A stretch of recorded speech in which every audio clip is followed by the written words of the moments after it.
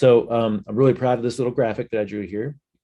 And this is a frustrated guy. This is us, a frustrated person. I made the person bald to try to make it unisex, uh, something like that, sex neutral. So this is how we use mindfulness, okay? First of all, as I'm going throughout my day, if I notice my constant thinking, remember what we talked about before, in the noticing, I'm not thinking anymore. So that's how I can transverse that, or convert it, okay? Now, critical mind. This is one of our problem areas. Critical mind. What I mean by critical mind is that judgmental mind of ours. Okay. If I'm walking down the street with my walk with Conan and I see somebody drive by in a junkie car downing a monster drink, right? And I to be honest, I have an instantaneous judgment that pops up in my mind out of nowhere. Okay. And I don't know where that comes from. I don't think about that instantaneous judgment that pops up. But if I can notice that, then I can come back to the present moment and say, you know what? I was exactly that person once in my life. That person, just like me, wants to be healthy and live an amazing life and everything that we're trying to do together, right? Or another honest example, I'm in Whole Foods and I'm checking out, and then the lady in front of me has soy milk and canola oil and gluten, all these gluten-free things, and instantaneous, kind of like a judgment, critical mind that pops up, right? And again, I'm not a bad person. I'm a very compassionate. I love people. I want to help people, but I think it's innate, it's primordial in us to have this judgment, right? And it just pops up out of nowhere. Now, I meditate so much that I can notice that. And same thing, I can come back and say, first of all, I don't know her story. Maybe this is really working for her. Or, same thing as I said with the other guy. Like, she, just like me, wants to be happy, healthy, and is doing the best she can with what she has.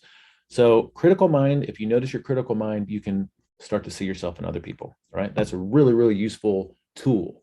Critical mind, I notice my critical judgmental mind, I can flip that into, I can see myself in other people. Expectations, meaning if I put expectations on someone because I want them to be a certain way and they're not doing things the way that I want them to. Arnica didn't put the dishes away from the dishwasher. I'm the one that cleaned them. She's supposed to put them away. Or, there's so many infinite number of little things that we can apply here, right? So what do we do with expectations? When we notice ourselves putting expectations on others, we can accept them for who they are.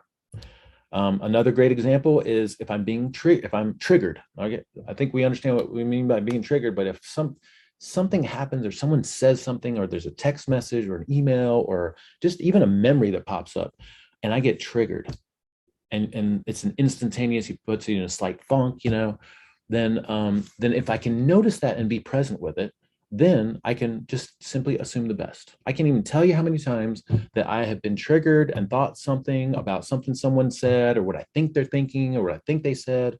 And if I make myself, if I can be aware of that feeling or that thought, and then come back and just assume the best, 9 times out of 10, it was not what I thought it was, if I was thinking something negative. And then one of my favorites, worst case scenario. I think some of us have more of a tendency than others to be doing this, but I think we all know what I'm talking about here. Like, random shit pops in your mind, right? I pull out of this parking lot. What if I get sideswiped? Where'd that come from? Why did I think of that? If I go underneath one of my heavy squats in here, like, what if I break my leg? Why would I think that? But it happens. But what I can do is what? If I notice it, I can think best case scenario. I can think, no, I'm strong and powerful under the bar. I've got this. I can picture my form. I'm safe driving home. I'm very aware and alert, So these are just some examples. This is a handout that we'll have in the group. And these are just real world ways to practice mindfulness, right? This is where the magic of, if you sit every day and cultivate the skill through meditation, then you can start to use it. And it's so, so powerful. This is one of the ways that I feel like some people that meditate regularly, they seem happier, and maybe happy is not the right word, but they seem not as affected as much.